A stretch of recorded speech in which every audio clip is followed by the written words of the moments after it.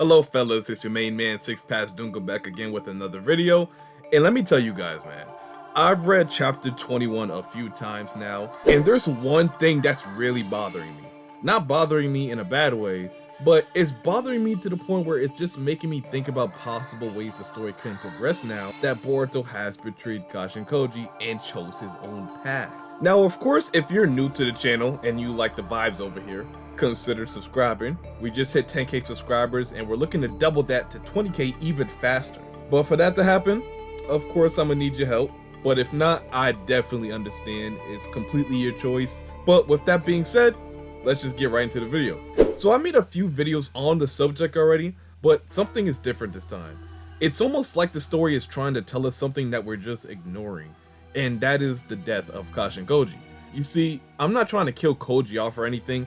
I do think he's a very useful character and much needed to push the plot forward, but trust me, there will be a time where the story would be able to move forward without him. Or rather, he would have fully fulfilled his objective in the story and it would be time to move on. But to move on from one of the singularities of fate, someone would have to be able to take his place, or at least fulfill his role in some kind of way. And I think that one person is indeed Boruto. I don't think you all understand how symbolic this panel is right here.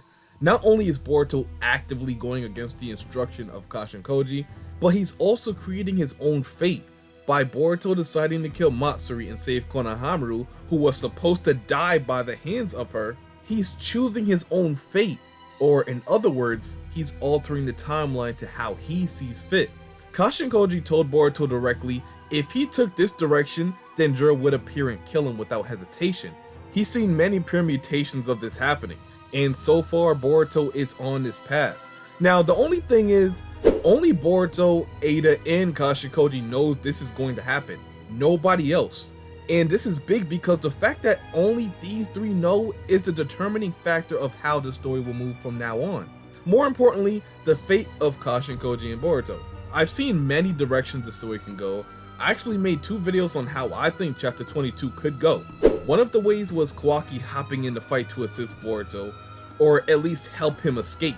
Another way was for Boruto to literally die and have his body hijacked by Momoshiki, because remember, when Boruto described the feeling of having his body taken over, he described it as dying while fully conscious. So by saying Boruto will die, that could just be an idiom to represent what it feels like to have Momoshiki take over his body.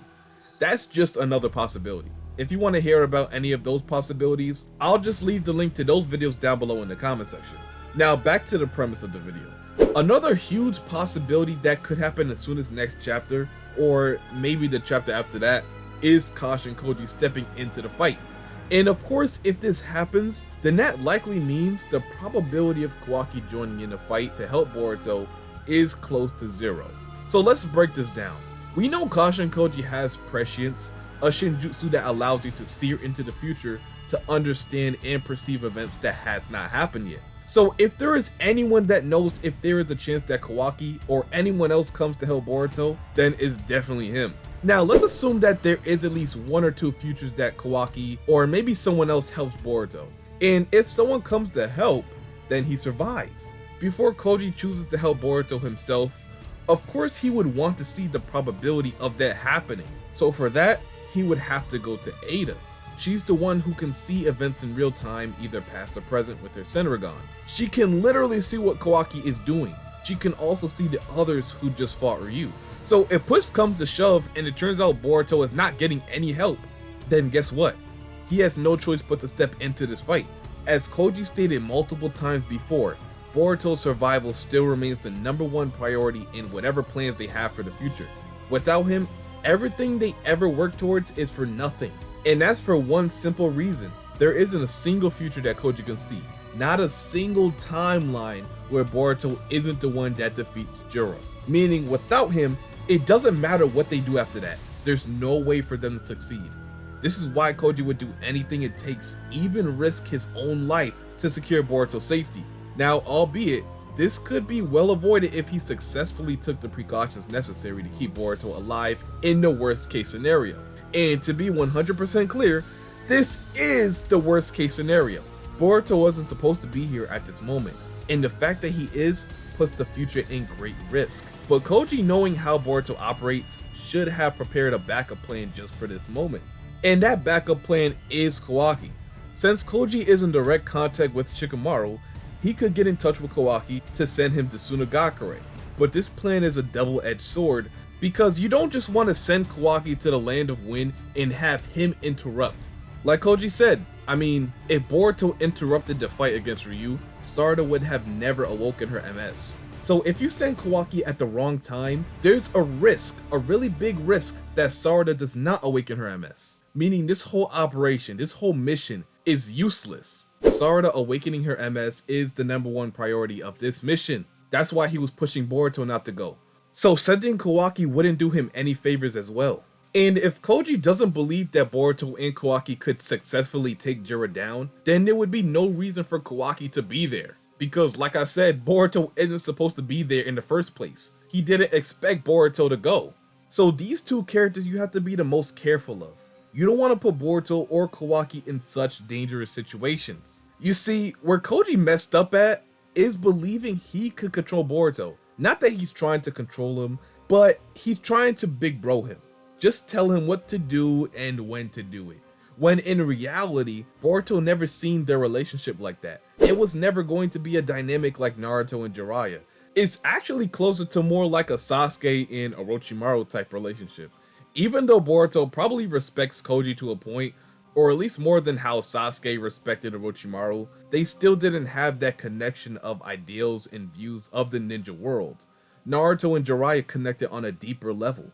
Their ideals and sense of morality align with each other's. Can you imagine the real Jiraiya telling Naruto to let his comrades die for literally any reason at all? Granted, this situation is much more serious than anything they've been through, but even if it was for the planet's survival, Jiraiya knows Naruto enough to know he would never agree to such a plan, but he still wouldn't go behind Naruto's back and carry out the plan anyway. Kashin Koji proved he would be willing to do anything, or at least near anything, if it was for the sake of the future, including risking his life. So now we fast forward to chapter 22, the battle between Boruto and JURA. During this confrontation, I do believe Boruto will avoid death yet again, and there is a few ways it could happen. We go back to chapter 13, right before Boruto passes out from his injuries. JURA said something that more or less stuck with me all the way to chapter 21.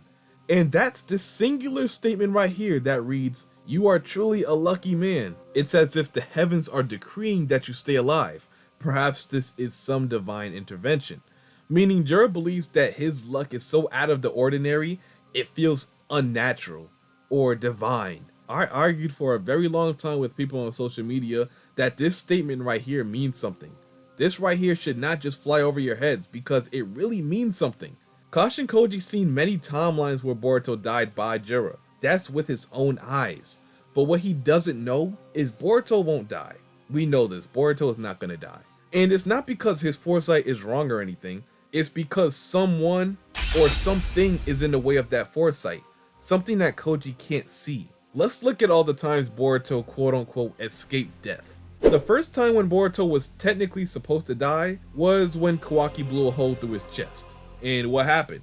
Momoshiki brought him back to life. And it also made it impossible for Momoshiki to resurrect through Boruto's body.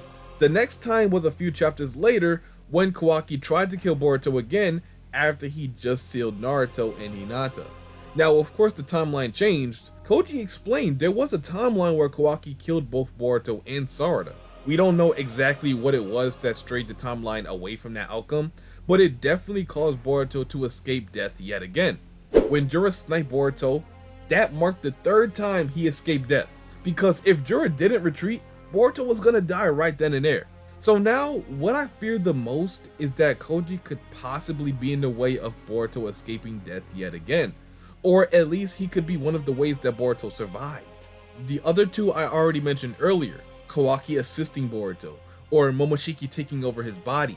But this outcome is just as likely as the other two, so I just can't ignore it. That's what really motivated me to make this video. Like I said earlier, Koji is the only one who knows when Boruto is supposed to die and how he dies. Therefore, if anyone would be there to save Boruto from his inevitable fate, it would be Kashin Koji. But how exactly? You see, sometimes fate isn't so straightforward. Some events are just destined to happen no matter what. So if Boruto is just destined to die no matter what, then if it's not Boruto, someone will die in his place. That's why fate is so difficult to comprehend. Because something bad can happen, but according to different string of events and whatnot, it can happen to someone different. So if push comes to shove, could we see Koji risking his life and dying in Boruto's stead to keep him alive? In this timeline, Boruto would defy fate yet again and escape death, but this time, his actions won't come without consequences.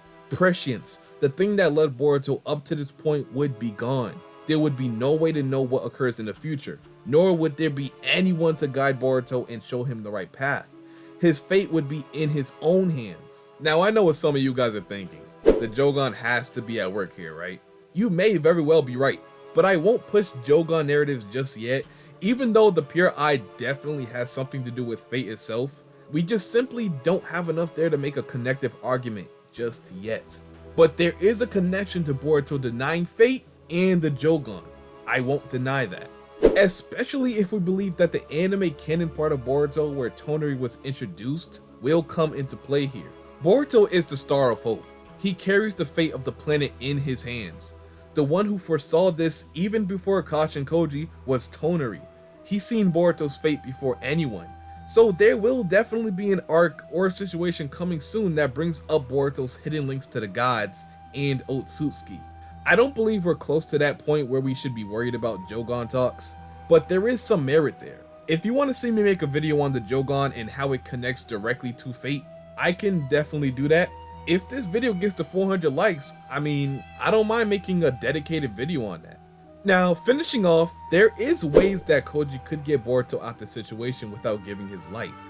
Of course through reverse summoning and whatnot, and of course Boruto has a flying Raijin, but as I explained, it's not the best choice for Boruto to leave. JURA will still be there and ready to erase Boruto's friends and drag him right back out of hiding. So as far as retreating, I just don't think that's an option. So please let me know what you guys think about this entire situation in the comment section below. Does Boruto defying fate symbolize more to come in the future for him? More specifically, the awakening of the Jougan? And what does Boruto's actions mean for Kashin Koji's fate? Let me know all your thoughts and opinions down below in the comment section. And remember, if you enjoyed this video and when it might seem more like this in the future, make sure you guys do the following. Like the video, comment, subscribe, and make sure you turn on post notifications so you know when I upload or go live for chapter spoilers.